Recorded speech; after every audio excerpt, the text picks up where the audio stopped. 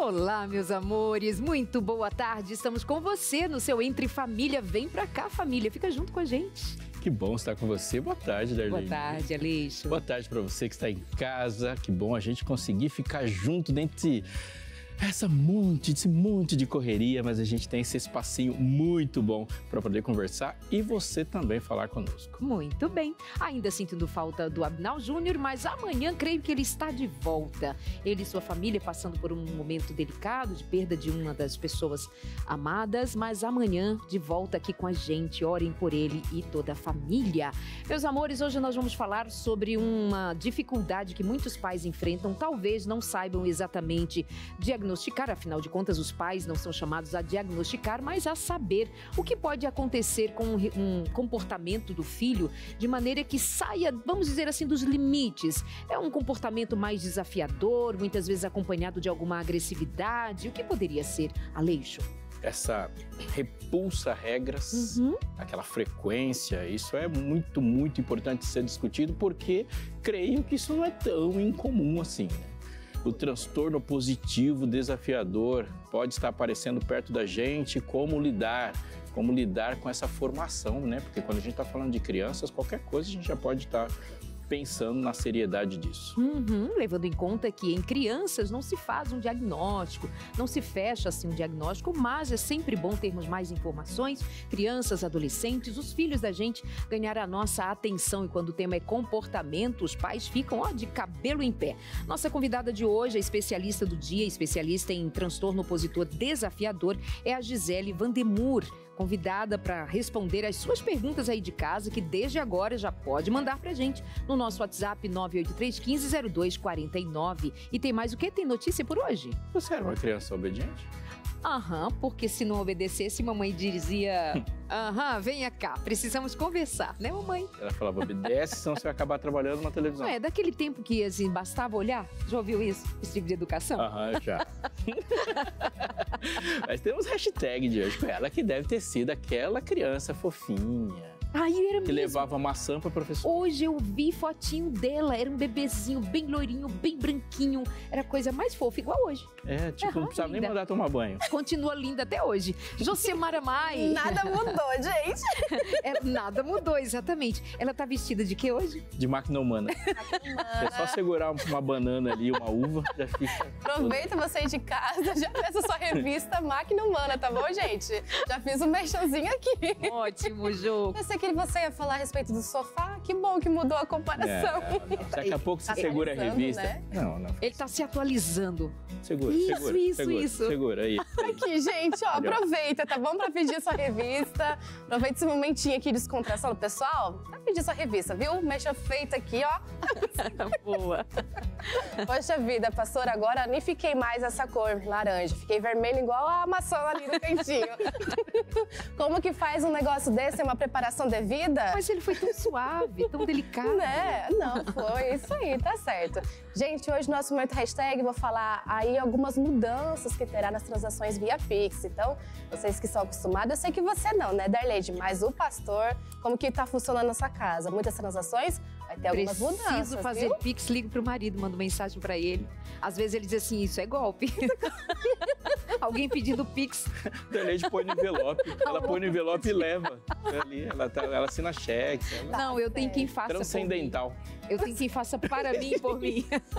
Tá certo, que bom, imagina, né? Você só pedir, manda um Pix aí, a pessoa já resolve. Eu quero subir nesse nível no meu casamento também.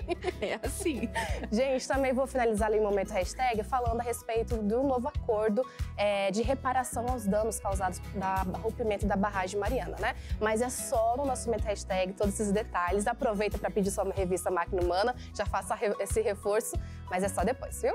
Tá bem, até já, minha querida. Intervalo rapidinho, já estamos de volta com você. É coisa de segundos, o seu Entre Família já está no ar. Amores, de volta por aqui no seu Entre Família. Boa tarde para você que está chegando. Atrasou um pouquinho, não é? Mas nós começamos sempre pontualmente às 2h30 da tarde. Seguimos até às 4 e é bom demais ter você aqui na companhia. Hoje nós vamos falar sobre o comportamento dos filhos, crianças, adolescentes. TOD, transtorno opositor desafiador. Sabe o que é? Do que se trata? Já ouviu dizer? Tem alguma pergunta ao longo do programa? Pode mandar pra gente pelo 983-1502-49. Pergunta do dia, Robson Aleixo. Dá uma olhadinha. Pergunta do dia para você ir de casa responder pra gente. E a pergunta do dia é a sua pergunta do dia, né? Porque você tem dúvidas sobre o TOD? Tem dúvidas sobre o que é, como se manifesta, como que se separa exatamente isso de um comportamento normal de alguma criança que se opõe? Aliás, se a gente for parar para pensar, tem muita coisa por aí que a gente precisa e muito saber qual é a diferença do normal e do anormal. Por exemplo, aquela provocação. Tem gente que tem uma personalidade provocativa, né? Tem professores que são assim, mas eu poderia dar um exemplo, mas não vou dar agora. Que provocam e tal. Ia perder gente... amigos, né, Aleixo? Não posso perder amigos, tem tanta gente por aí. Mas se você tem dúvida sobre esse assunto, manda sua dúvida pra gente. Transtorno positivo, opositor, desafiador. Tem lidado com isso? Tem alguém perto de você? Já testemunhou? Manda sua pergunta 12983150249. Enquanto isso, ou antes disso, com aquelas notícias que vieram sobre um Pix que a Darleide não faz, por exemplo, porque ela junta dinheiro embaixo do colchão, mas tem o hashtag trazendo atualidades para você.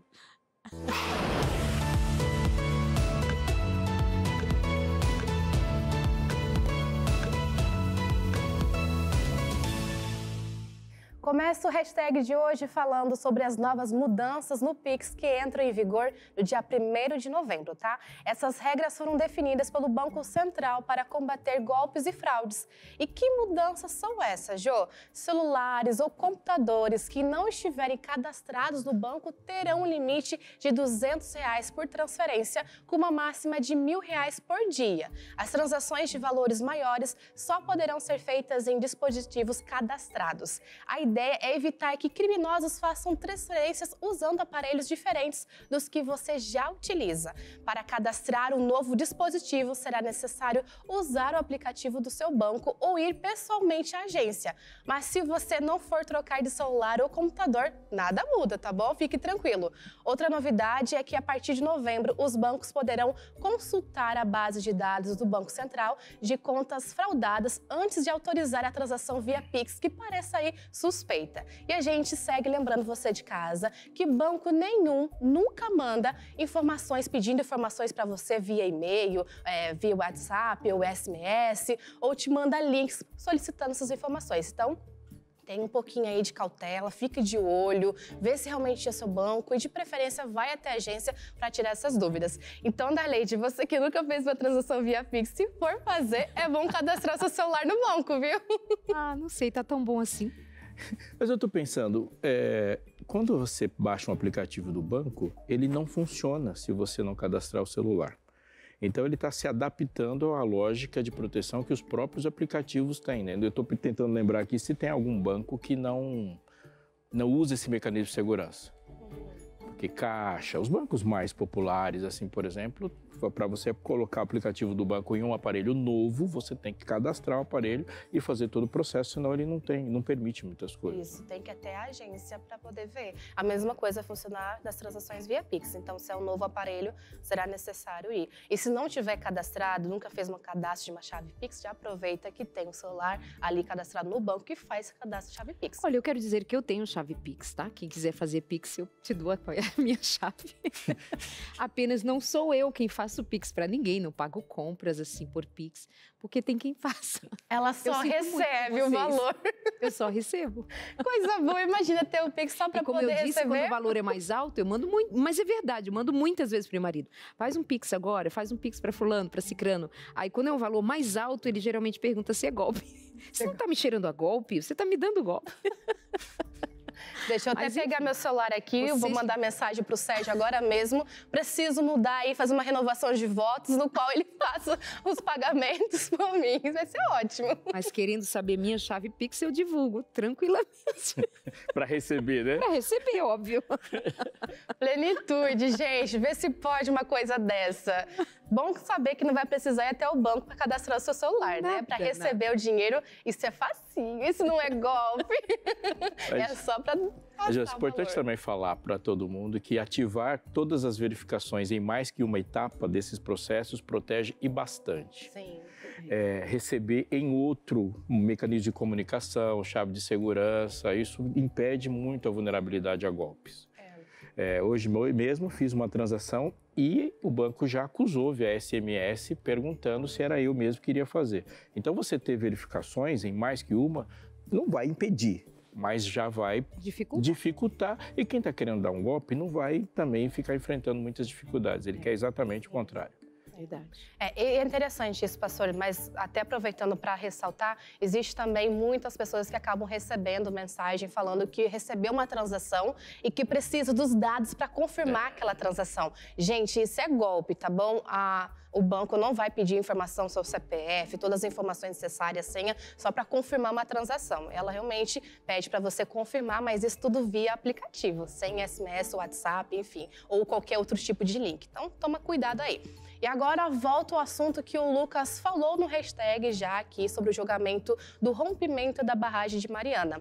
As autoridades federais e estaduais, junto com as mineradoras Vale, HP e Samarco, assinaram um novo acordo para a compensação e reparação dos danos causados pelo rompimento da barragem de Fundão, em Mariana. Esse acordo prevê medidas reparatórias estimadas aí em 170 bilhões de reais. Isso aconteceu porque o antigo pacto firmado em 2026 foi considerado insuficiente para garantir os direitos dos atingidos e proporcionar uma reparação justa e satisfatória, além de assegurar a reparação ambiental das áreas afetadas pelo desastre. O rompimento ocorreu em 5 de novembro de 2015, atingindo 49 municípios e resultando na morte de 19 pessoas. Cerca de 40 bilhões de metros cúbicos de rejeitos de mineração destruíram comunidades, contaminaram o Rio Doce e seus afluentes e chegaram até o Oceano Atlântico. Agora, as mineradoras irão repassar 100 bilhões de reais à União e o governo também de Minas Gerais e também do Espírito Santo, e esse valor será pago em parcelas anuais ao longo de 20 anos. Com esses recursos, os governos deverão implementar iniciativas de reparação tanto ambiental como social. Além disso, o acordo também apontou que pessoas que não conseguiram comprovar que teve ali um prejuízo também vão receberão um valor de indenização. Que bom. Essa história é comprida. Tem coisas que não vão se reparar jamais. Há uma ferida muito grande na história. Não, nós estamos falando de uma empresa só, nós estamos falando de um conglomerado, inclusive internacional. E quando se fala de dano ambiental, não há dinheiro que resolva imediatamente. É preciso de um processo e de projetos que insistentemente façam isso. É importante a gente lembrar também que faz parte de uma reparação insistir e manter a notícia na superfície. Porque a gente que vive nessa era de notícias, aí daqui a pouco acabou. E a gente vai estar falando de uma outra coisa e aí se perde muita força popular de exigir que algumas coisas aconteçam de fato, né? Tanto que, quando eu estava comentando ali com um grupo de amigos, eu falei sobre esse processo, o julgamento, e aí teve até pessoas que falaram assim, rompeu novamente? Como assim? Porque a gente acaba esquecendo. E é demorado esse processo de reparação, julgamento e tudo mais. Então, quando toca no assunto, a gente até se assusta, né? Não imagina que aquele processo antigo que a gente deixou no passado ainda continua a reparação. Mas, gente, eu fico por aqui no nosso momento hashtag. Foi muito bom estar com vocês. Obrigada, fazer esse momentinho aqui do hashtag, fazer um merchanzinho também. Obrigada, professor, pela oportunidade. Um beijão para vocês de casa, um ótimo programa, viu? Anota todas as suas dúvidas, manda pra gente. Um beijão para vocês também. Obrigada, tudo de bom. Querida. Boa tarde. Linda tarde para você. Tchau, Josi. Tarde colorida. Vamos então conversar com a Gisele Vandemur, neuropsicopedagoga, especialista em TOD. Ela vai conversar com a gente sobre esse transtorno de comportamento, especialmente relacionado a crianças e adolescentes, que desafiam as autoridades. A hierarquia não é alguma coisa muito bem recebida pelas crianças e adolescentes, que muitas vezes têm acessos de ira, né, doutora? Bem-vinda, viu? Muito bom recebê-la por aqui. Seja bem-vinda. Muito obrigada. Fique à vontade. E aí, como é que tornou-se especialista em transtorno opositor desafiador? Não foi uma escolha minha, eu fui escolhida pelo tema. Eu tenho um filho com 17 anos que tem esse diagnóstico. Uau. A gente levou muito tempo para chegar no diagnóstico, então a gente ficou quase 4 anos tratando algo que trazia muito prejuízo não só para ele, mas também para toda a família, mas a gente não sabia nomear. E depois de muita busca, muitos profissionais, muitas avaliações, a gente chegou nesse diagnóstico. Uau. Então, ele tinha que idade quando você começou a desconfiar? Ou com que idade ele já dava sinais de ter um comportamento com esse transtorno em específico? aos 6 anos, a gente começou a ter os primeiros comportamentos disruptivos que causavam problemas. Okay. Até essa idade, ele era uma criança levada, tinha ali seus momentos, mas a gente começou a ter problemas por conta disso. Ele começou a ter prejuízo no desenvolvimento dele por conta disso. E a partir daí a gente começou uma busca de quase 4 anos até chegar no diagnóstico. Eu queria voltar a falar dessa experiência, porque ela é muito rica, né? Porque você viveu o desenvolvimento, de perceber a luta que deve ser de muita gente de identificar. Mas queria começar pedindo para que você definisse o TOD. O que é, de fato, esse transtorno? Sim. O TOD, transtorno opositor desafiador, é um transtorno que tem sintomas comportamentais, é o que a gente enxerga numa pessoa com TOD, mas, na verdade, esses sintomas comportamentais apresentam uma base emocional. Ou seja, existe ali um componente de desregulação emocional muito forte presente no transtorno. É o que compõe todos os sintomas do transtorno. Então, a gente tem comportamentos como, por exemplo, o comportamento opositor e desafiador, que está no próprio nome do transtorno, mas a gente também tem humor raivoso e ou irritável e, em alguns casos, até mesmo sintomas relacionados à índole vingativa. Isso trabalhando junto, em conjunto. Tudo é um junto e sintoma misturado. aparecer, é um conjunto. Isso. No que diz respeito a fechar um diagnóstico, justamente se confunde com o fato de fazermos da criança, ou entendermos a criança, como um ser em desenvolvimento, com comportamentos diferentes umas das outras. O que foi mais difícil para você, como mãe, identificar e dizer assim, preciso de ajuda? O que mais foi difícil para mim, que eu acredito que é difícil para profissionais e para outras famílias também, é o fato de que os sintomas do TOD são sintomas, são comportamentos que qualquer criança pode apresentar. Às vezes, até mesmo nós adultos podemos ter algum comportamento disruptivo, ocasional. Acontece. Então, isso traz muita frequência. Isso traz muita dúvida, né? Será que é um transtorno? Mas toda criança pode se comportar assim. Então, essa foi a minha primeira aflição. Está grave, está causando prejuízo, mas será que precisa de um médico, precisa de um psicólogo? Então, existiu essa resistência inicial. Então, quando começaram a me chamar na escola, ele já estudava há alguns anos. E aí, na escola, começou a ter um comportamento muito ruim, coisa que nunca tinha acontecido. E de muito ruim, piorou muito drasticamente em questão de meses, até chegar ao ponto dele ser convidado a se retirar da escola. Então, eu pensei, caramba, não é uma coisa normal, assim, corriqueira de criança. Tem alguma coisa que eu ainda não sei o que é, mas tem alguma coisa por trás desse comportamento tão prejudicial para ele. E aí começou minha busca. Quando a gente pega outros transtornos, como, por exemplo, transtorno de déficit de atenção e hiperatividade, ele vai cruzar e vai manifestar algum tipo de comportamento, alguma reação que é parecida com o TOD, que cruza ali. O autismo, por exemplo, né? Ele tem... É comum ver o TOD em crianças que já têm outros transtornos, como o TDAH e o autismo, ou dá para a gente ter uma visão de como tem acontecido com o TOD isolado? O TOD isolado é possível, mas não é o que a gente enxerga acontecendo frequentemente. Frequentemente ele está associado a alguma outra... Exato. Eu gosto de falar que o Todd não gosta de ficar sozinho, ele gosta de companhia, gosta de amigos, então ele vai se associando e dando a mão a outros transtornos. Os amiguinhos complicadinhos. Muito, mas gosta, ele é sociável.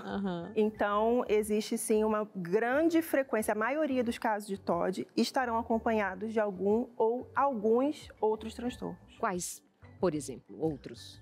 As possibilidades são muitas, mas os que a gente vê de forma mais frequente são o TEA, transtorno do espectro autista, o próprio TDAH que você acabou de citar, transtornos ansiosos, depressivos e por aí vai.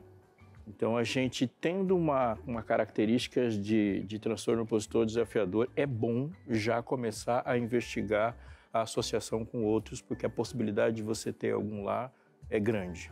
Ah, certamente. Com certeza. É sempre bom a gente enxergar as comorbidades, as possíveis comorbidades, porque elas impactam muito nos sintomas do TOD. E aí você disse sobre os sintomas, e aí no começo da sua explanação você estava dizendo que a gente olha e percebe que assim, sozinho é uma coisa que toda criança tem. Sim. Então, como que se pode já caminhar para entender que há de fato um problema a ser resolvido? É na frequência? Também, mas não só na frequência. Eu gosto de indicar familiares e profissionais a sempre avaliarem 3 parâmetros. O primeiro parâmetro é a frequência, com certeza. Então, se um comportamento disruptivo, inadequado, está se apresentando de forma muito frequente, é o primeiro parâmetro que a gente deve avaliar. Mas o segundo parâmetro é a persistência, ou seja, não basta o comportamento ser frequente, eu preciso observar que na hora que eu vou tentar intervir nele, manejar, tentar tirar a criança daquele estado, eu observo que é difícil, que eu encontro resistência. Então, é um comportamento persistente. E o terceiro e último parâmetro é o prejuízo. Não basta um comportamento qualquer ser frequente, ser persistente. Se ele não estiver causando um prejuízo, não é um transtorno, certo? Então, ele precisa causar prejuízo, mas não só para a criança, para o adolescente que tem o transtorno. O prejuízo também pode ser observado para as pessoas no seu entorno. Pai, mãe, professor, aqueles cuidadores frequentes. Esse comportamento, ele se dá mais relacionado a figuras de autoridade, de modo geral. Sim. Mas o que dizer também de como ele se manifesta com relação aos colegas, aos alunos, por exemplo, lá na escola? O que se dava em relação aos professores, diretores, enfim, ou aos colegas também? E em casa, como é que ele se relaciona com os pais? Pode haver uma figura dos pais, no caso a mãe ou não, o pai, em que ele tenha uma dificuldade maior de lidar com ordens, alguma coisa do gênero? Sim, a figura de autoridade sempre vai ser uma espécie de alvo preferencial para a pessoa com TOD. Então, a gente vai ver facilmente os sintomas acontecendo com essa figura de autoridade. Mas não é algo exclusivo. Okay. Então, por exemplo, é muito frequente a gente ver a pessoa com TOD tendo sintomas com os colegas, com pessoas da mesma faixa etária, e isso pode, apesar de não ser uma figura de autoridade, pode estar relacionado, por exemplo, com uma frustração. Frustração é um ponto-chave na pessoa com TOD, porque quem convive com uma pessoa com TOD vê claramente que a pessoa com esse transtorno não consegue lidar adequadamente com as suas frustrações. Então, imagina, na escola vem um coleguinha e faz uma brincadeira ou um comentário que, para a gente de fora, pode ser até algo inocente, mas causou frustração para aquela pessoa que tem o TOD. Então, isso pode ser um motivo de frustração que vai ser o gatilho inicial para sintomas disruptivos, né? Sintomas inadequados, comportamentos inadequados. De raiva, de ira, de querer bater e coisa assim? Exatamente. Uma resposta desproporcional. Sempre. A reação emocional da pessoa com TOD quase sempre é desproporcional ao que gerou aquele comportamento. Você que tem nos assistido, eu fico aqui não só preocupado com uma situação como essa, que a gente, quando eu falo de preocupado, é que a gente tem que colocar energia mesmo a pensar de como nós, enquanto seres humanos, nos relacionamos. Ao mesmo tempo, eu fico alegre por poder participar de um momento em que se traz para a superfície dos nossos pensamentos, coloca na mesa do debate uma série de informações que vão, com certeza, beneficiar pessoas. Falar de pessoas, tratar de pessoas, agir para que pessoas se desenvolvam e tenham seus problemas resolvidos é essencialmente a definição de missão. Jesus saiu de onde ele estava, saiu do trono e veio ao mundo por causa das pessoas. é o ponto central da agenda. A Rede Novo Tempo tem esse compromisso no seu núcleo. Ela é assim, falar com você, falar com outras pessoas e que a vida das pessoas, de fato, caminhe para o seu aperfeiçoamento até o momento que nós teremos um mundo perfeito. Quando você assiste aqui no Novo Tempo, você percebe que não se sobrevive aqui, a base de orçamento da Novo Tempo não são propagandas. Não, existe assim um ou outro anúncio de qualquer item que se relacione com aquilo que queremos. Mas a gente não sobrevive de propagandas como outras emissoras comuns. Nós vivemos de missão, fazendo missão, comprometidos com pessoas também que estão conosco fazendo missão que nós chamamos de Anjos da Esperança. Os Anjos da Esperança são pessoas que se veem dentro desse projeto e financeiramente contribuem para que cada dia mais alguém seja beneficiado com uma mensagem de esperança. Você não viveu ainda a experiência de ser um anjo? Pois faça isso, seja um anjo. Ligue para a gente, operadora 12 21 27 30 30, você vai ser atendido, vai conversar e você vai perceber como é fácil ser um anjo da esperança a partir do momento que o seu coração se inclinar para que alguém seja abençoado com isso também. Vamos para o intervalo, dá tempo de você fazer isso, para você beber água, alongar, ligar para cá, pedir a sua revista e falar também, quero ser um anjo. Daqui a pouco a gente já está de volta. Seu Entre Família, de volta, vem pra cá, fica com a gente. Hoje nós estamos falando sobre comportamento, o comportamento dos seus filhos, dos seus alunos, dos seus netos. Conversa boa, transtorno opositor desafiador. Nossa convidada de hoje é especialista no assunto, respondendo perguntas e nós estamos esperando as suas perguntas. Tem alguma dúvida em relação ao comportamento? De fato, você tem percebido alguma coisa mais difícil de lidar, que saiu daquele, vamos dizer assim, talvez o comum de uma criança ser, de alguma forma, desafiadora no dia a dia, mas é mais agressiva, é vingativa, explode muito facilmente, com muita raiva. 983-1502-49. Tira sua dúvida, manda pra gente agora, não é, Aleixo? Sim.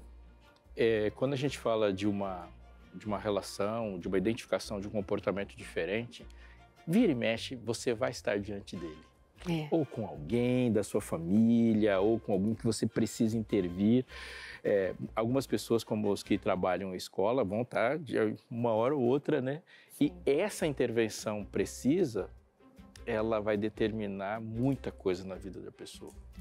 Porque a gente está falando de alguém que tem uma relação com dificuldade com regras e autoridade, mas... Como é que a gente vai escapar disso? Se quase todos têm, né? Mas aí vamos lembrar da intensidade, da frequência. Por isso, ficar atento aqui às informações dadas a você. Eu vou ali conversar com uma mãe que descobre aos 16 anos que o filho está dentro desse diagnóstico. Posso ir lá? Então tá bom. Vocês me aguardam? É rapidinho, prometo, tá? Vocês nem vão sentir tanto a minha falta. Tudo bem, Andréia? Bom recebê-la por aqui. Muito bom tê-la para contar de uma história que já está bem trabalhada. Mas como foi essa história, menina, de você identificar o seu filho com transtorno opositor desafiador? Sim, olá, boa tarde, Darleide. Boa tarde, querida. Então, o Otávio, como a especialista já falou, desde pequeno apresentava já aquela desobediência. Aí, com 6 anos, a mãe aqui começou a sofrer. Uau. Otávio, vamos? Não vou. Otávio, vamos para a escola? Não quero. E sempre com a mãe, dentro de casa. Na escola, ainda bem que ele não começou a apresentar, mas em casa... Você era a figura escolhida para ele desafiar. Sim. E a minha mãe sempre me apoiou, olhou, ficava, Van deixava, e eu tava naquela correria da escola, eu sou professora, né? E então, eu comecei a perceber que não tava normal. Mãe sabe quando não tá normal. A minha mãe falou, filha, eu falo com o Otávio, ele não obedece. Tá estranho isso, né?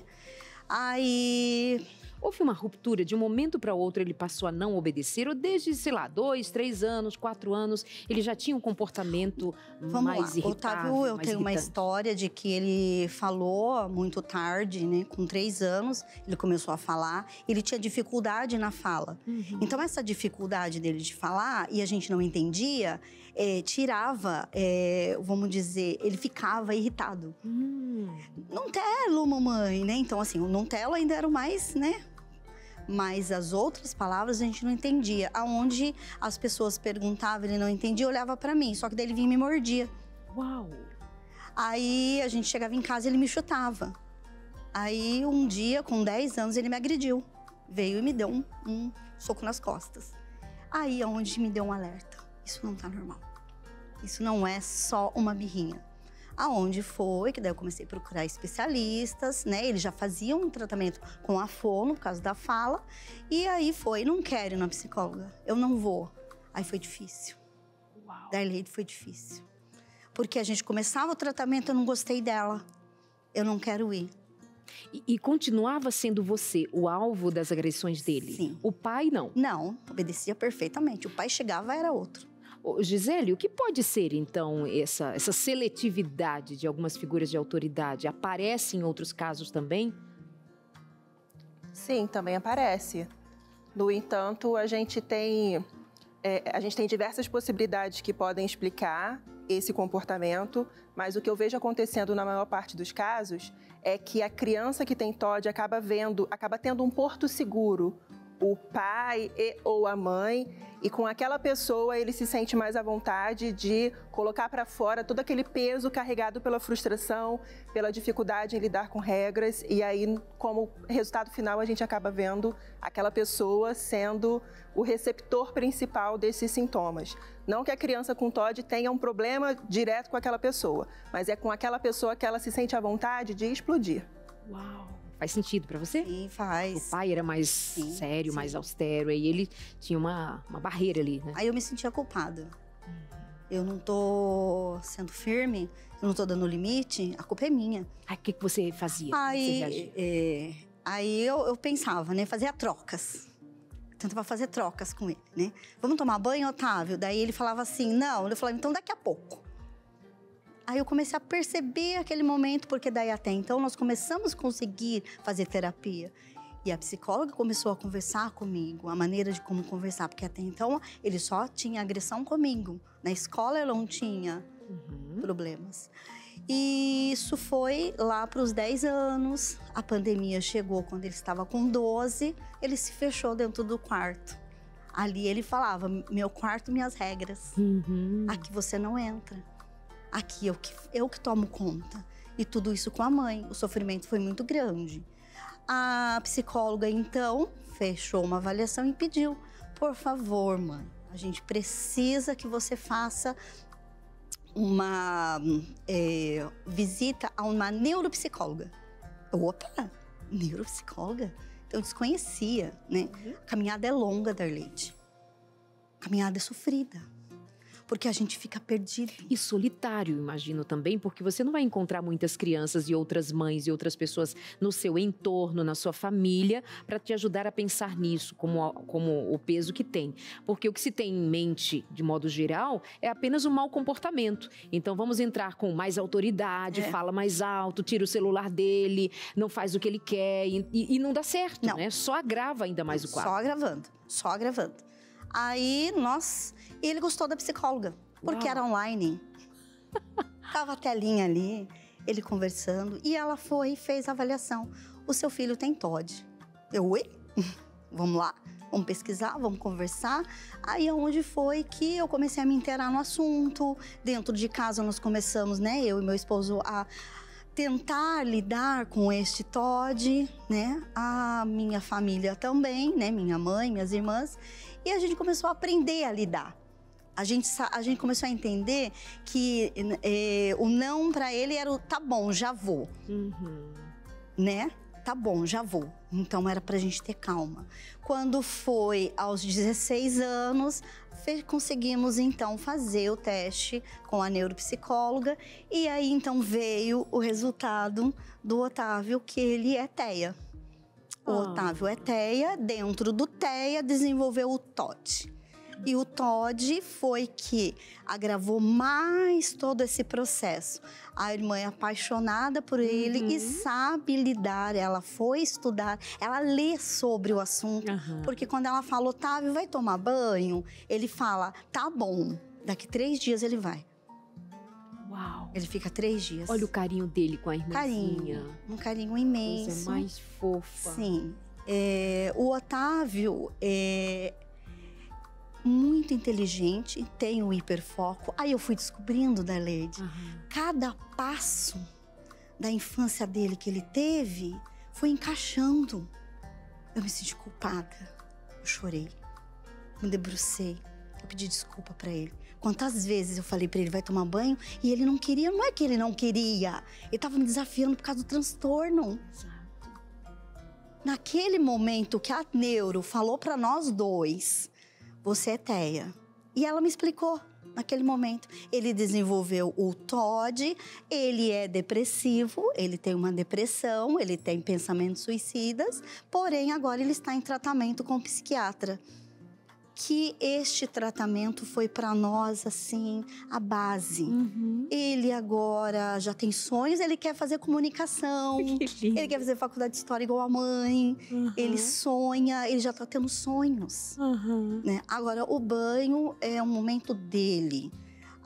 O vamos sair é o momento dele. Nossa família aprendeu, Darleide, a cuidar, o cuidado de entender que o TOD, na adolescência, tem que saber lidar com o tempo dele. Uau.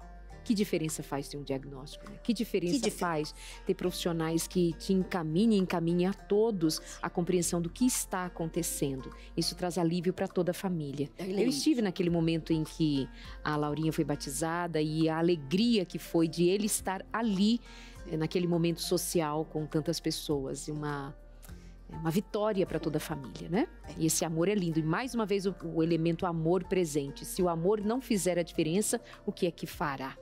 Andréa, muito obrigada por vir aqui compartilhar um pouco da sua vida, do seu coração. Obrigada a vocês. Obrigada. Beijo para a Laurinha também, viu? Para o Otávio, para a Laurinha e toda a família. Pastor Aleixo. Eu quero agradecer por esse testemunho, Andréa. É muito importante você ter trazido uma história que ela fecha o que nós dizemos no primeiro bloco. Ele é um quadro bem emblemático e é uma história de alguém que atravessou todas essas barreiras, a dificuldade não deixou de existir, mas agora há um quadro e há uma visão, uma informação e a possibilidade de se ter uma estratégia para lidar com alguém singular. Muito bom, muito bom. Aquece o coração pensar nisso e pensar no amor de mãe também. Mas eu quero te dar um recado. Quer dar um presente para você mesmo? Falar assim, eu vou me dar um presente que vai ser ótimo para mim? Pois é, esse presente aí, você pode ter uma atitude e receber o presente, porque quem vai dar o presente para você são os Anjos da Esperança. Deixa eu falar com você mais um pouquinho sobre a revista Esperança Novo Tempo, Máquina Humana. Desde o começo do programa, você viu que até a Josi veio de Máquina Humana aqui. Amanhã ela já vai vir com um cacho pendurado aqui para ser máquina humana mesmo, de verdade, falando para você. Tudo isso para chamar a sua atenção de que a revista Esperança Máquina Humana já tem feito sucesso e diferença na vida de muitas pessoas que pediram a revista aqui. Lembrando para você que ela é totalmente gratuita, ou seja, o único trabalho que você tem é de ligar para a gente e de quebra. Quando você liga, vai ser atendido pela equipe da Escola Bíblica e se torna um aluno da Escola Bíblica. Espera um pouquinho que eu já falo mais para você sobre isso. Mas agora, você ligando para cá, receberá uma revista que fala sobre como você funciona, quais são os melhores alimentos, como a gente pode lidar com os recursos que nós temos para atenuar ou até mesmo a gente se livrar de muitos problemas que estão rondando por aí, emocionais, físicos e, por que não dizer, também relacionais. Afinal de contas, a maneira como nós estamos conosco vai determinar como nós vamos nos relacionar com tudo ao nosso redor. Liga para cá, 0 opera 12 21 27 3121. É conversar, preencher um cadastro, os seus dados serão preservados, nosso compromisso com você, e os dados serão usados para que a revista chegue até você, repito, totalmente gratuita. Quando você faz isso, você já faz automaticamente uma matrícula na Escola Bíblica da Novo Tempo, porque além da revista Máquina Humana, a Escola Bíblica da Novo Tempo fornece muitas outras informações, curso com certificação, por exemplo. Tem o material físico, mas também tem outros materiais digitais e inclusive cursos em vídeo que você pode fazer sobre muitos assuntos diferentes e todos eles muito importantes para você. Máquina Humana é a minha sugestão de agora. Ligue 21 27 31 21. Darleide tem um curso lá, né, Darleide? Sim, Pais Preparados, Filhos de Caráter. Fica a dica. Amores, nós vamos para o intervalo enquanto você liga para a gente no 12 21 27 31 21.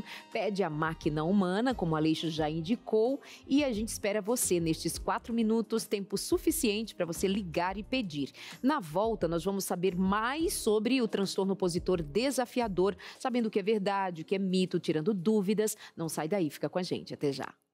Estamos de volta e aqui eu estou pensando se você mandou sua interação, bebeu sua água, deu uma alongadinha. Se você não assistiu o programa de ontem, vai lá no NT Play e assista lá, viu? Porque, olha, aquela relaxada ajuda a manter os relacionamentos em dia. E também ligou para cá, né? Pediu sua revista e aí agora você pode se enriquecer e se desenvolver. Aliás, eu repito para você, a revista Máquina Humana está à sua disposição, mas tem muitas outras na Escola Bíblica. Vamos de mito ou verdade na prática? Vamos saber, porque tem informações que precisam ser melhor detalhadas. Joga na tela pra gente. Então, as perguntas que você mandar aí de casa também, nós vamos respondê-las daqui a pouquinho, tá? Aproveitando o nosso 983-1502-49. Vamos lá, mito ou verdade? Gisele, você vai dizer pra gente o que é e o que não é. Sim. Crianças com TOD sempre crescem para se tornar adultos com comportamento antissocial, ou seja, TOD na infância e adolescência significa um adulto antissocial também agressivo, difícil de seguir regras. Isso é mito. Existe sim essa possibilidade, mas não é uma regra. Com um tratamento adequado, a gente minimiza muito as chances disso acontecer. Que bom, muito bem. Mas uma criança com TOD que não passou por uma intervenção adequada pode desenvolver outros tipos de problemas na sua relação social. Com certeza, qualquer pessoa com TOD pode desenvolver questões relacionadas a comportamento antissocial na vida adulta. Mas a gente, com o diagnóstico correto, de preferência precoce, e o tratamento adequado, a gente consegue minimizar muito essas chances.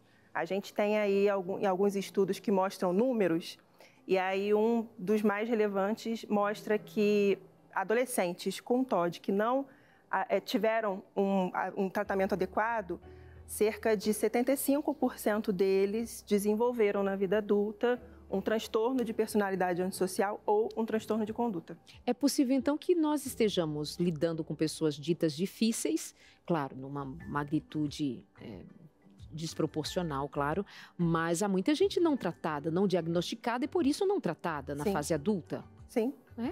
É porque a gente está falando de um sacrifício. Ao ouvir as histórias, a sua é um desprender de energia enorme, se colocar ali para que aquele ser humano viva o que ele pode ser vivido.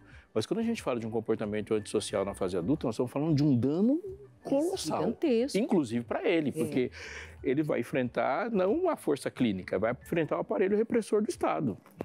E não há um diálogo. E eu estou pensando aqui, por exemplo, numa esposa que pode enfrentar dificuldades com violência em casa, com agressividade do marido, pode ser a esposa também, mas que está tratando disso como uma dificuldade só do relacionamento. Ele é explosivo, mas não tem um diagnóstico, né? E alguém precisaria de uma intervenção.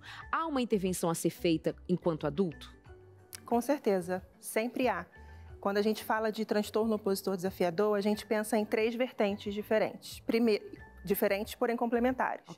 Primeira vertente, acompanhamento médico. Então, é o médico que vai fechar o diagnóstico, vai dar um laudo que tenha validade legal e fazer todo o ajuste de medicação quando necessário.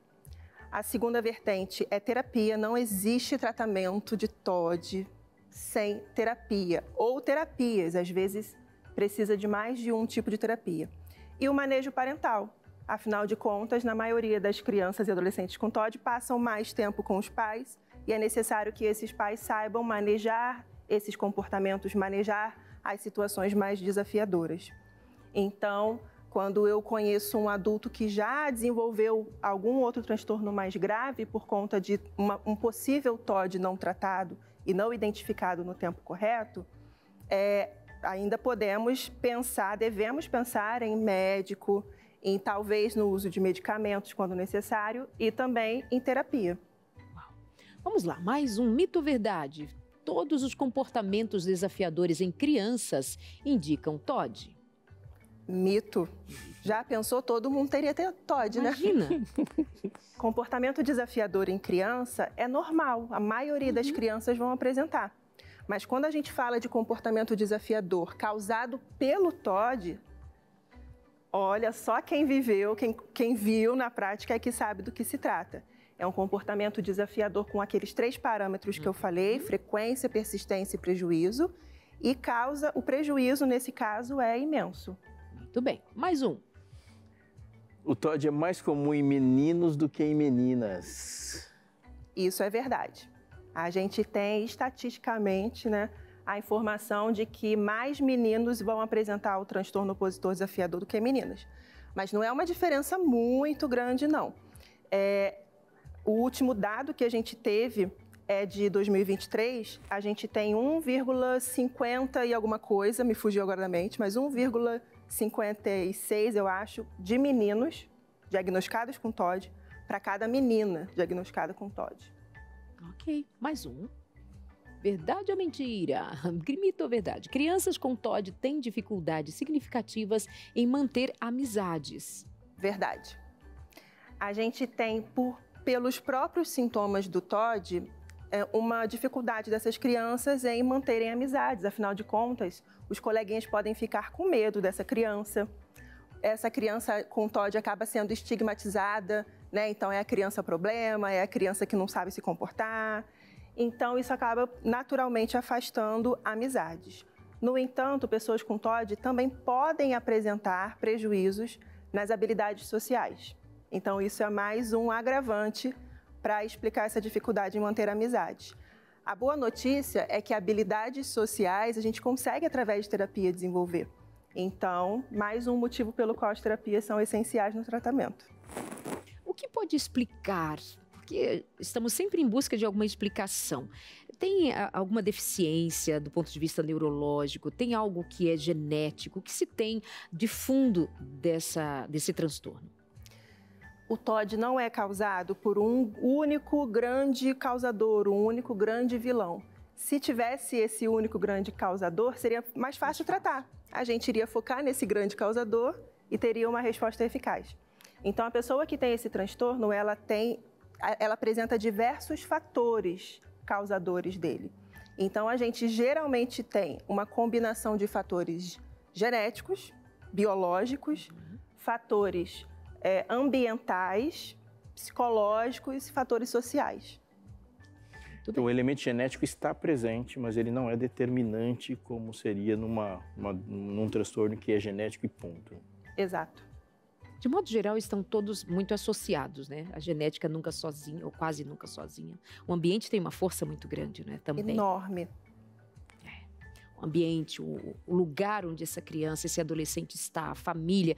E a gente tem a tendência de apontar para a criança, não somente num TOD, qualquer outro transtorno ou comportamento, seja que não se enquadre no diagnóstico assim severo como este, mas a gente tem a tendência de apontar para a criança entendendo-a como o problema. É a criança problema, é a ovelha negra da família, é a diferente de todos. Quando a gente esquece de olhar, de ter um olhar sistêmico, né? O que está envolvido, o que está em torno dessa criança desde que esse ambiente se apresenta para ela como... E isso é importante para a gente considerar o todo, não somente olhar para a criança como um problema, porque isso pode agravar ainda mais o problema, né? Com certeza. De como ela vai se sentir, como ela vai se perceber nesse ambiente. Vamos a mais um. O TOD pode ser curado completamente com medicação. Você respondeu 75%, 90%. É mito. Quem dera que o TOD tivesse uma resposta sensacional a medicamentos. Tem pessoas que apresentam uma resposta muito boa. Tem pessoas que passam por inúmeros medicamentos e não encontram um ou dois que façam um grande efeito. Medicação vai ser necessária na maioria dos casos de TOD, mas a gente não pode depositar todas as esperanças na medicação, porque sozinha ela não faz milagres, né? A gente tem que ter todo um conjunto ali atuando para o tratamento da criança. Mas o TOD não pode ser curado com medicação e também não pode ser curado por terapia nem nada. A gente não fala de cura quando a gente fala de transtorno. Para transtorno, a gente fala de remissão. Então, é possível alcançar a remissão. Ou seja, a pessoa apresentou o transtorno de forma evidente numa fase da vida, mas através do tratamento aquilo foi amenizando e ela foi conseguindo aprender a lidar com os sintomas, com os seus desafios. Alguns sintomas podem desaparecer ou serem amenizados. Então, para TOD, a gente fala de remissão. Que ótimo. Último tópico, mito ou verdade? Pessoas com TOD são necessariamente agressivas. Isso é mito. É um mito que muita gente pode pensar que pode ficar com uma dúvida, né? Mas o TOD é muito relacionado com a agressividade. E, de fato, é muito comum a gente perceber na pessoa com TOD um comportamento agressivo, mas não é regra. Tanto que o comportamento agressivo sequer faz parte dos critérios diagnósticos para o transtorno. Olha só. Então, apesar de não ser tão frequente assim, pessoas com TOD podem não apresentar comportamento agressivo algum, porque isso não é um componente direto do transtorno. Isso significa que a pessoa que tem um comportamento agressivo, ela vai reagir, vai externalizar essa oposição. A que não tem um comportamento agressivo está internalizando essa dificuldade com regras. Isso pode se desdobrar em outros problemas, como ansiedade, por exemplo. Com certeza. A gente, inclusive, vê com uma frequência muito assustadora ansiedade e depressão associadas a pessoas com transtorno opositor desafiador. É que a gente pensa que a oposição vai vir com agressividade necessariamente, né? Se eu me oponho, eu enfrento. Então, de que outras maneiras haverá essa oposição? A oposição pode acontecer, por exemplo, através da apatia. Vou usar o exemplo do banho que a mãe relatou no depoimento dela. Eu mando tomar banho e, normalmente, a criança opositora vai ficar agressiva, vai falar que não e, às vezes, até ter alguma ação não tão legal. No entanto, a criança pode apenas se calar. A oposição dela está acontecendo no não cumprimento, mas também no não enfrentamento. Então, é uma das possíveis formas. Que é exatamente o que ela disse que acontecia, de o menino ficar 3 dias sem tomar... Não vou, ponto. Mas ele não externava... Ou ele pode falar, já vou. Eu já vou, vou e não ia. E não vai. Mas não era em todo o momento em que ele reagia agressivamente. Foi uma das vezes que ele deu um soco nas costas dela, mas não sempre. Muito interessante isso. Produção... Tem uma interação aí pra gente? Joga pra cá, pra gente tirar essa dúvida de quem mandou, confiando aqui nas respostas no programa de hoje. É a Aline Godoy, de Viamão, Rio Grande do Sul. Minha bebê tem 4 meses. Como posso trilhar um caminho comportamental para ela não desenvolver o TOD? É assim, Gisele? Pergunta maravilhosa. A gente não tem como garantir que os nossos filhos não vão desenvolver o TOD. Mas se a gente desde cedo tiver a preocupação de modular o ambiente da melhor forma possível, um ambiente emocionalmente saudável, um ambiente sem agressividade, a gente consegue diminuir, pelo menos excluir os fatores ambientais que podem contribuir para o desenvolvimento do transtorno. Você deu uma resposta dourada. Porque é o seguinte... Tá, eu estou me imaginando um pai com desequilíbrio emocional e agressividade. Geralmente, os agressivos, eles tendem a se arrepender da agressividade, mas eles não deixam de ser agressivos. Eles querem compensar com uma outra atitude de conivência que vai fazer um mal de forma diferente. Dizer que esse ambiente que não é um ambiente favorável ao desenvolvimento de transtorno, significa que é um ambiente saudável para qualquer outra circunstância. Exatamente. E para qualquer outra pessoa. Qualquer outra pessoa. Ou seja, eu não vou escapar de entender que meu ambiente familiar deve necessariamente ser equilibrado, porque se não houver um TOD, haverá um outro problema que é potencialmente desenvolvido numa situação como essa. É uma grande possibilidade. Isso é de extrema importância. Extrema importância. Eu posso não entender nada de transtorno, mas tenho que entender como que a gente se comporta quanto pais, educadores e, vou usar uma expressão aqui, protagonistas do desenvolvimento daqueles que nos foram confiados para desenvolver. Isso é muito, muito importante. Vale para tudo e repensar a nossa atitude em relação à família. Exatamente. Bom, nós vamos continuar com você aí de casa, sempre levando a considerar o que de fato a gente pode fazer para mudar, modular, modelar o caráter dos nossos filhos, mudar o ambiente familiar.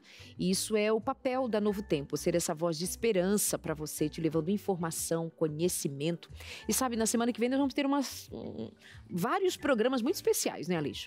Semana que vem é uma semana que as pessoas vão parar para refletir culturalmente no país, né? Você tem uma data religiosa de uma religião grande sobre luto, sobre perdas. E a gente fala de luto como a perda de um ente querido, mas a gente está lidando com perdas o tempo todo e perdas profundas, e precisamos desenvolver essa habilidade, não só para lidar com perdas, mas a habilidade de lidar com pessoas que estão nesse momento perdendo.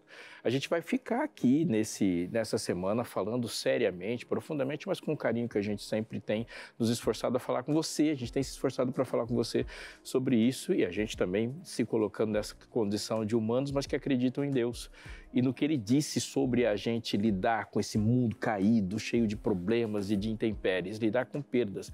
Profissionais virão aqui no Entre Família, a Rede Novo Tempo vai se colocar com energia para falar sobre isso, de 4 a 8, semana especial, lidando com perdas e falando de conforto, de esperança acima de tudo. Olha, quer saber mais? Tem um recadinho de segundos para você sobre o que vai acontecer aqui semana que vem.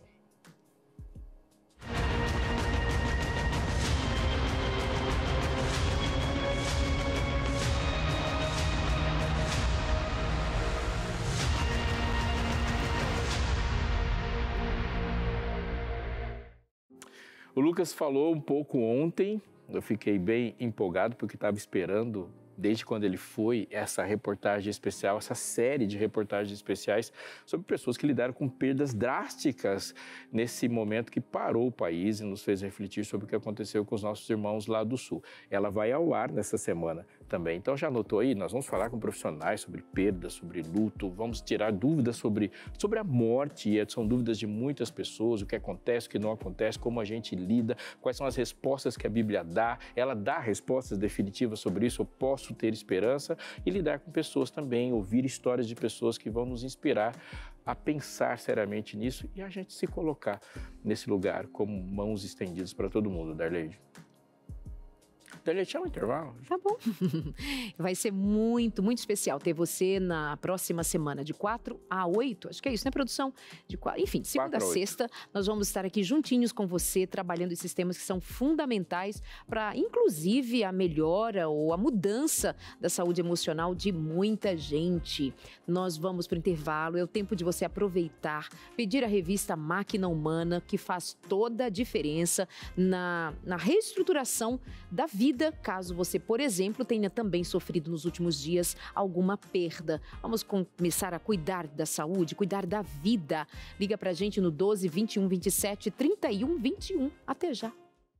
Agora eu já estou por aqui para convidar você a ser um anjo da esperança. Aí você me pergunta, mas como assim ser um anjo da esperança? É ser um apoiador de todo o trabalho, de todo o projeto que é a Novo Tempo. Nós somos rádio, televisão, internet, nós somos escola bíblica, nós somos uma família grande trabalhando para que em todos os cantos alguém possa receber uma mensagem de fé e esperança. Nós ensinamos Bíblia 24 horas por dia. Nós ensinamos sobre saúde mental, relacionamento. Nós ensinamos sobre família. Ensinamos a viver porque temos aprendido na palavra de Deus. E os anjos da esperança são todos aqueles que nos apoiam financeiramente para manter no ar toda essa complexidade que é rádio, televisão e internet. Isso é um custo altíssimo. Não é um pôr do sol manter tudo isso simplesmente. É alguma coisa muito suada, dá muito trabalho. Mas nós temos feito isso com muita paixão, porque especialmente nós temos recebido de Deus esta missão. Jesus Cristo disse, ide ensinar e fazei discípulos. Discípulos são todos aqueles que têm aprendido de Jesus a seguir pelo caminho que Ele mesmo é. Vem ser anjo da esperança com a gente, apoia a fazer novos programas, outras iniciativas, outros cursos que você também pode nos apoiar? Sabia que com R$5 você pode, apenas com R$5, enviar um curso bíblico para a casa de alguém em qualquer lugar do Brasil? R$5. Se você doa R$10, R$20. Faz as contas por aí. Quantas pessoas serão beneficiadas pela sua oferta por ser um anjo da esperança? E como é que faz? Liga pra gente agora no 12 21 27 30 30. Nós temos uma equipe que vai receber a sua ligação e tirar as suas dúvidas. Você pode usar cartão de crédito, pode escolher o Pix, pode escolher o que mais? Boleto também vai chegar aí na sua casa, boleto programado, enfim, tem muitas opções para você usar e ser um anjo da esperança. Pode ligar no 21 27 30 30, pode aproveitar o nosso WhatsApp se preferir, 981766630, ou diz assim, não, Darleide, para mim é fácil, para você não é, mas para mim é, porque você pode fazer Pix, anjos@novotempo.com é a nossa chave, anjos@novotempo.com. Posso contar com você? Vem ser um anjo da esperança, faça parte da família Novo Tempo. E a gente continua por aqui fazendo bem, respondendo perguntas para você, Gi. Vamos saber o que o pessoal aí de casa quer saber, não é, Aleixo? Sim. Esse Joga na tela. É o mais legal de todos. Uhum. É o momento que a gente mais espera. Raquel, de Crisópolis, na Bahia. Boa tarde. Olá. Gostaria de saber como fica o comportamento de um adulto que foi diagnosticado com esse transtorno quando criança ou adolescente. Um reforçar de uma resposta que você deu. Reforça. Sim. É difícil prever como vai ser o comportamento. Se a gente pensa numa criança e adolescente que teve TOD, ou que ainda tem o TOD, a gente tem 3 grandes possibilidades para essa pessoa na vida adulta. A primeira grande possibilidade é acontecer a remissão. Essa pessoa já sabe lidar adequadamente com os seus desafios, com as suas frustrações, e a sua vida adulta vai ser uma vida normal como de qualquer outra pessoa. O segundo caminho que a gente pode observar é a pessoa continuar tendo TOD, porque adulto também tem TOD, não é só criança e adolescente. E o adulto permanece apresentando os sintomas bem relevantes do transtorno na sua vida adulta e tendo desafios, tendo prejuízos por conta dele. E o terceiro possível caminho é acontecer uma evolução, né? Ou seja, a pessoa com TOD, um outro transtorno passa a se desenvolver e esse transtorno acaba sendo ou um agravador do TOD, como, por exemplo, uma depressão, uma ansiedade, ou então desenvolve um transtorno mais grave, como transtorno de conduta ou transtorno de personalidade antissocial. Mas o bom é a gente manter a ideia de que, sendo bem acompanhado, fazendo o tratamento adequado, pode sim viver tranquilamente. Por exemplo, perguntava você do seu filho. Hoje ele já está em remissão. Sim. Aos 17 anos. Sim. Então, isso é para os pais considerarem que calma, ser preciso só fazer as intervenções corretas. Buscar os profissionais, como você viu no caso da Andréia, que eu entrevistei mais cedo, ela encontra o caminho quando ela recorre a vários profissionais. É paciência, busca, pesquisa, até fechar um diagnóstico, mas com processo terapêutico, medicamentoso, tudo que for oferecido pelos profissionais indicados a cuidar desse caso, vai levar a que esse menino, menina, enfim, não tenha que sofrer os prejuízos que sofreria se não houvesse intervenção. Tenham esperança, mas dá um trabalhinho chegando lá, tá bom? Mais uma interação, agora é o Francisco de Rio Verde, Goiás. Boa tarde. Existem adultos com TOD que não percebem? Possivelmente.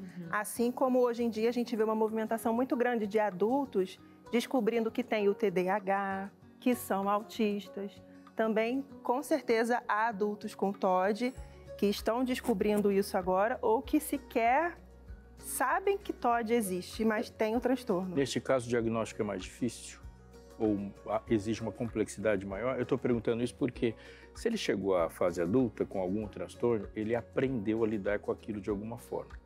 A gente vai criando nossos desvios. Ou os outros foram aprendendo a sobreviver à convivência, né? Exatamente. Às vezes o indivíduo está seguindo o caminho dele. Quem quiser que me acompanhe vai ter que se acomodar a ele. Pode ser assim. Pode. Nesse caso, os diagnósticos, eles seguem o mesmo processo de uma criança ou adolescente ou ele tem uma especificidade? Não, o diagnóstico em si, ele é o mesmo, com os mesmos profissionais, com as mesmas avaliações. O que torna mais difícil esse diagnóstico acontecer é que o adulto precisa tomar essa iniciativa. Exato. Sendo criança ou adolescente, o pai ou a mãe percebe, às vezes é o professor que percebe, um adulto próximo a essa família e faz essa indicação, percebe essa necessidade e busca. Mas o adulto tem que buscar por si só. Descreve pra gente, assim, claro, no modo geral, como seria esse comportamento, para ver se há alguma identificação dali. Claro que vai precisar sempre de ter o cuidado de uma pesquisa muito mais ampla, por favor. Mas só para ser um indicativo, assim, como esse adulto pode apresentar esse comportamento, não sabendo que tem TOD, mas vir a desconfiar, vai que, e procurar uma ajuda profissional. Que tipo de comportamento ele apresenta? Os sintomas de uma pessoa adulta com TOD são os mesmos sintomas da criança ou do adolescente com TOD. O que muda é o contexto. Por exemplo, se a criança tem dificuldade com figura de autoridade e a gente vê essa criança na escola tendo muitos problemas de relacionamento com os professores, coordenadores, diretores, o adulto não está mais na escola. Mas, de repente, a gente observa esse adulto tendo problemas recorrentes com chefes, com pai ou mãe, talvez também seja ainda o caso. Em ambientes hierárquicos. Exato, com relacionamento. É muito comum a gente ouvir esse relato. Eu recebo muitas famílias cujos filhos têm TOD e que depois de um tempo a esposa fica com essa dúvida. Poxa, eu estou percebendo pelo que você fala, pelo que eu estou entendendo do meu filho, que talvez o meu marido também tenha TOD. E aí as peças vão se encaixando, mas são sintomas bem parecidos com o da infância e da adolescência, mudando apenas o contexto. Interessante que a genética, por mais que não seja um fator só determinante, mas se um filho apresenta um quadro assim, um fator genético pode, claro, estar relacionado a perceber como é o comportamento desses pais de forma prática, né? Sim. E a agressividade. É uma agressividade de um pai, por exemplo, que demonstrou essa agressividade de maneira desequilibrada desde os primeiros momentos da criança, que foi um desenvolvedor para ele. É verdade. Tem mais interação? Tem aí, da Liliana Cantelli. Meu filho foi diagnosticado com TOD aos 13 anos. Desde os 8 anos, sofri muito achando que eu era culpada pelo mau comportamento dele. Quando ele começou a agir com violência, resolvi buscar ajuda. Não é fácil. Ela disse algo que também a nossa convidada falou, que é o sentimento, não sei se você passou por isso, o sentimento de culpa em relação ao que está acontecendo com o comportamento do filho. Com certeza. A gente já tem aquele ditado que nasce uma mãe, nasce uma culpa. Então, só a maternidade já é suficiente para causar a culpa por uma série de fatores que não são nossa culpa. No entanto, quando a gente tem um filho com TOD, que tem aquelas características que eu falei no início do programa, que é de apresentar comportamentos que qualquer criança pode apresentar, e por isso muitas vezes esse diagnóstico é desacreditado, minimizado. Então, é muito comum mães de pessoas com TOD terem esse sentimento de culpa, porque não só pelo TOD, mas porque, infelizmente, é muito comum a gente ouvir de profissionais e de pessoas, no geral, que é a nossa culpa, que a gente não está dando o limite direito, que a gente precisa ser mais firme, e só a gente sabe o tanto de limite que a gente tenta dar o tempo todo. O problema da criança é com limite. Exato. O tão firme que a gente é e que só piora a situação se a gente fica tentando aumentar esse autoritarismo, né? Então, não é nossa culpa. A mãe não causa o TOD, não existe essa questão que antigamente era, inclusive, muito atribuída ao autismo, que era culpa da mãe, muito fria. Não existe essa relação de culpa também de causalidade, de acordo com a forma de exercer a maternidade, mas a culpa está sempre presente. Então, por isso que é até bom a gente pensar na possibilidade de também fazer uma terapia, porque isso, nós pais e mães, porque isso vai contribuir com o tratamento. E a gente não se guiar por problemas que são aceitos ou não pela sociedade, porque isso é uma tragédia. Imperfeitos somos todos, não vai ter nenhum pai, nenhuma mãe que acertou em tudo. Agora, os meus acertos e meus erros, eles influenciam meus filhos? Claro que eles vão influenciar. Eu digo que o problema de Jonas, da história de Jonas da Bíblia, não é achar que os ninivitas não eram merecedores da graça. O problema é achar que alguém era. Então, Eu sou o culpado de muitas coisas? Claro que sou. Existe alguém que não seja culpado? Não, todos nós somos imperfeitos e erramos muito. O problema é quando eu quero me guiar e colocar o peso da culpa a partir de algo que a sociedade diz que é grave ou não. Então, é uma tragédia a gente pensar nisso. Somos todos imperfeitos e lutamos em amor para que o melhor aconteça. Deus leva sobre si todas as culpas. Pensar que uma maternidade em si, ela é uma causadora de tudo, é excluir Deus dos seus planos para todos os seres humanos. Ou seja, as minhas imperfeições não são suficientes para interferir e modificar o projeto de Deus para o ser humano. Isso é muito importante. Deus não errou quando me escolheu como pai das minhas filhas.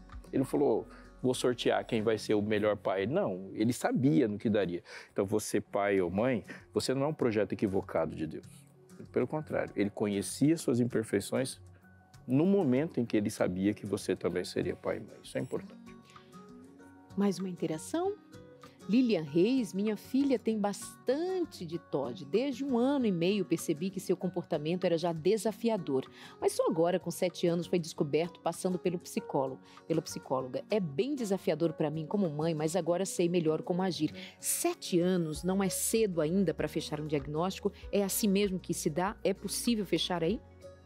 Sim, 7 anos, na verdade, em alguns casos, talvez seja até um pouco tarde para fechar diagnóstico. A gente não tem uma idade ou uma faixa etária correta, precisa, para o início dos sintomas do TOD. A minha experiência pessoal é de que os sintomas começaram aos 6, 7 anos.